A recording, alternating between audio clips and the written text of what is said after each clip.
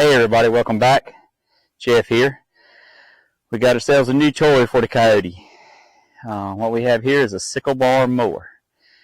Frontier, something I had been wanting for some time to mow around the pond, ditch banks, up under fences and things that aren't easy to get to. This was one of those things I ran across just by luck, and it was like a deal I could not refuse. There was an older gentleman, had it on Craigslist. I just happened to run across it not long after he had posted it. And basically, I got it for like half of what a new one is. He told me he had used it 3 times. And, by looking at it, and I don't doubt that because it practically looks brand new. Like I said, it's a Frontier model SB3107, 7-foot sickle. I had an older one that was really old and, was all manually operated. Of course, this one is hydraulically operated. So it's definitely something that I had been wanting to get, but just didn't want to spend what a new one cost.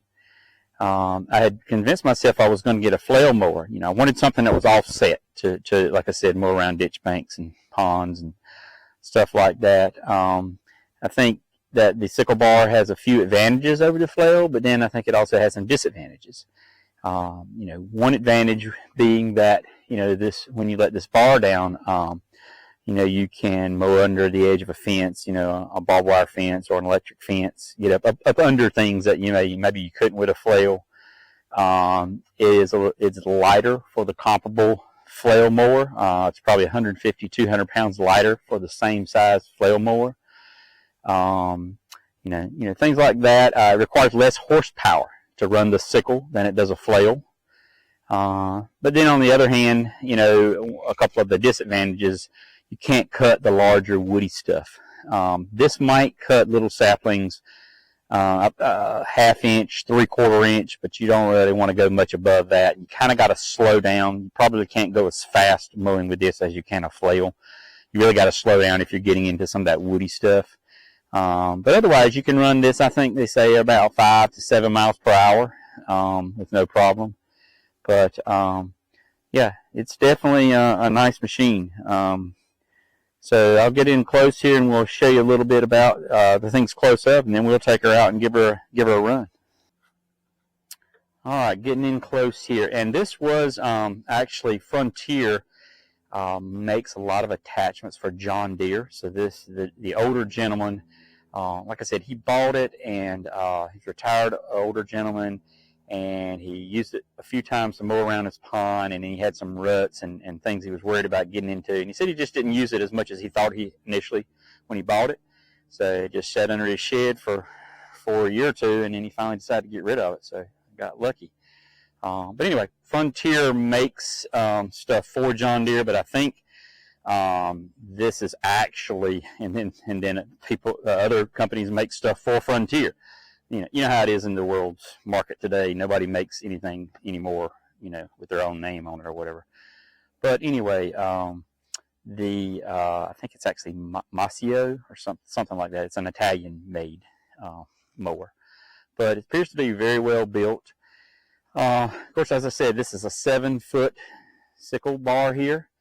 You've got this bar here. You just have that there when you're in transportation. You take that down, and then you got a hydraulic cylinder down here that releases the bar and retracts it. This mower will mow at a 90-degree angle, so basically straight up, and similar as you see it now, or it'll mow all the way down to a -45. So that'll get you on the ditch banks and things that, kind of have a downward slope. Got lots of grease fittings down in the, area here where all the agitation is going on. And this is what they call a double acting sickle mower. Different than what I was used to. The older style, only the blade itself agitated back and forth to cut the material. On these double acting, which I think most of them are now, the blades move as well as these fingers. So you get a lot more aggressive cut. Does a lot better job in cutting the material. This has a breakaway system right here. You see where this spring is and these bars right here. If you were driving along and you hit something, a fence post, a stump, rock, whatever, and obviously impeded the progress of this bar, it will actually break away. These two rods will separate right here. That keeps you from bending or damaging something, and then you just kind of have to reset it once you clear the obstacle or whatever. You got the kickstand right there that's turned upside down. This one and this bar here. So when you detach it, you got a sort of a kickstand for it to sit on. This little rope that you see curled up down here, just got it wire tied to a hole there, runs to a cable that runs to this little metal guard right here, and what that does is it's a cylinder stop. You see it's mounted right above the cylinder, and if you're mowing hay, which what was the original design of these mowers, if you're mowing hay and you want to make sure you're at the same level every time, you set the you set that and then pull that cable, and that sets a cylinder stop, so you can get that bar at the same level each time. But anyway, like I said, it's as you can see here, it's definitely not been used a lot. It has a single hydraulic connection, you see right here. What happens is when you lower it, gravity takes it down, and then the cylinder pulls it back up. I would definitely suggest, initially I had my hydraulic top link in the connection on the right here, which is the hydraulic connection that has the auto return back to the neutral position. I ended up swapping them around. It's just a lot easier to control this bar going up and down with this in the hydraulics that return automatically to the neutral position. The other connection is more you have to manually return it to that center neutral position to get no flow. But anyway, like I said, I'm excited about it. Some people think that sickle bars are a little aggravating to use, but I've never been of that thought. It just depends on what you're using them for. But anyway, we'll go out and see if we can do a little bit of work with it and see what happens. All right, catch up with you in a bit.